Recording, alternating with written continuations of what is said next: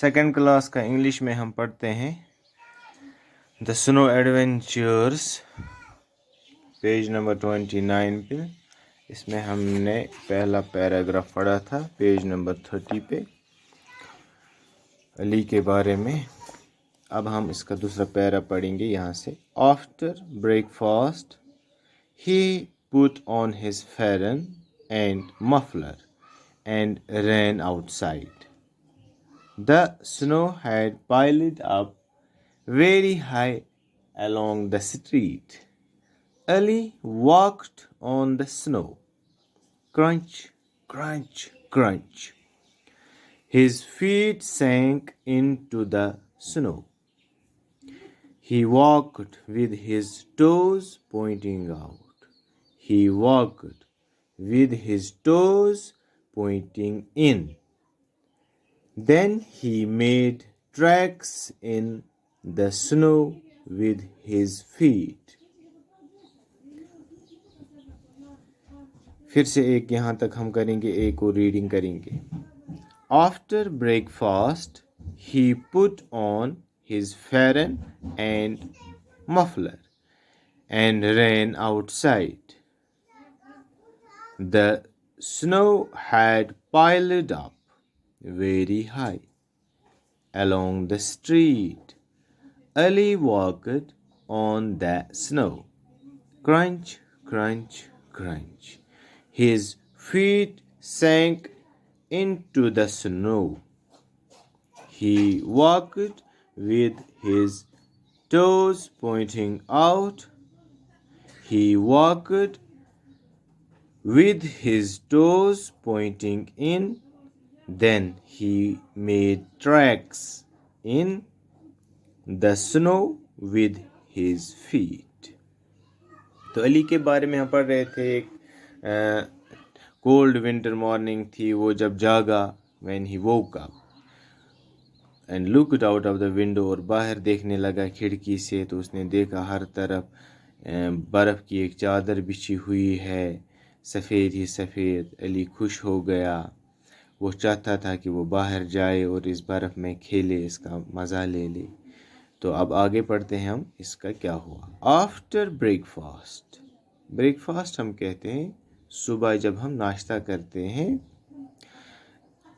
चाय रोटी वगैरह जो खाते हैं सुबह के वक्त में नींद से उठने के बाद, उसको हम कहते हैं breakfast. After breakfast he put on his Farren. Put on, put on, put on हो गया पहनना।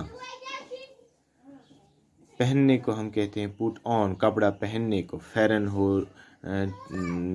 शर्ट हो, पैंट हो, जो कुछ हम पहनते हैं, जिस वक्त हम उसको पहनते हैं उसको बोलते हैं पुट ऑन। और जब हम उतारते हैं अपना कपड़ा कोई भी, तो उसे कहते हैं पुट ऑफ। ऑन की जगह हमको लिखना होता है of, put off. Put off हो गया कपड़े उतारना, पुट ऑन हो गया कपड़े लगाना। दूसरा एक वर्ड इसके लिए इस्तेमाल होता है wear, WER, wear. After breakfast, breakfast के बाद, ही पुट ऑन हिज फैरन, उसने अपना फैरन लगाया, पहना, एंड मफलर, और अपना मफलर पहना, ये जो फोटो में दिखाया हुआ है, एंड रैन आउटसाइड, और वो आउटसाइड हो गया बाहर, घर से बाहर, एंड रैन दौड़ा, और घर से बाहर दौड़ा। The snow had piled up, the snow बर्फ, had piled up very high along the street, बर्फ बहुत ऊंची जमा हो गई थी along the street, इस स्ट्रीट में जो गली होती है, कूचा होता है या सड़क का हो, तो उस पे बहुत सारी बर्फ जमा हो गई है, पाइल्ड अप, इसके ढेर लग गए थे। Ali walked on the snow, Ali बर्फ पे चलने लगा, walk, walked, अली बर्फ पे चला।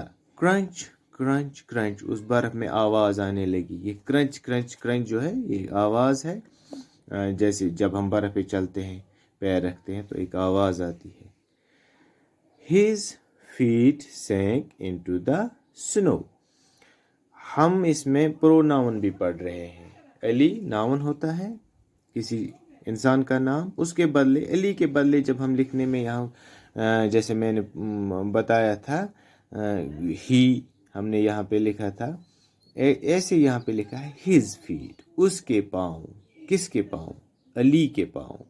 یعنی کہ علی کے بدلے میں لکھا ہے ہز. نہیں تو یہاں ہز کے بدلے لکھنا تھا علیز فیٹ، علی کے پاؤں. لیکن اس کو علی کا نام کے بدلے جو ورڈ استعمال ہوا ہے ہز، ہز یہاں پہ بنتا ہے پروناؤن. ہز فیٹ، اس کے پاؤں، سینک انٹو دا سنو، وہ اس برف میں دھسنے لگے. سینک ہوتا ہے پاسٹ ٹینس سنک کا. Sink, sank, sank, sink, sank, sink. Sink, sank into the snow, اس کے پاؤں برف میں دھسنے لگے. ہی واکڈ، ہی، اب یہاں پہ ہی ہوا ہے استعمال علی کے بدلے. ہی بھی پروناؤن ہو گئے. یہاں پہ ہز، ہز سے اس کی کوئی چیز بتائی گئی ہے، یعنی کہ اس کے پاؤں کے بارے میں بتایا گیا، اس کے پاؤں. اب علی کے بدلے میں ڈائریکٹ لکھا ہو گیا ہے ہی. He walked his with his toes, وہ چلا with his toes pointing out. کبھی اس کے پیر نکلتے گئے، کبھی اس کے پیر دھستے گئے برف میں. He walked with his toes pointing in, کبھی اس کے اس میں برف میں دھستے گئے، کبھی نکلتے. دین، تب، ہی میڈ ٹریکس ان دا سنو ود ہز فیٹ، تب اس نے اپنے پاؤں سے، جو جوتا لگایا ہوا ہے اس نے ایک ٹریک بنایا. یہ نشان جیسے لگے ہیں نا یہاں چلنے کے، تو اس نے ایک راستہ سا بنایا. ٹریک ہوتا ہے ایک راستہ چلنے کا. برف کے بیچ میں سے اس نے برف دبائی تو وہاں سے ایک راستہ بن جاتا ہے، اس کو بولتے ہیں ٹریک.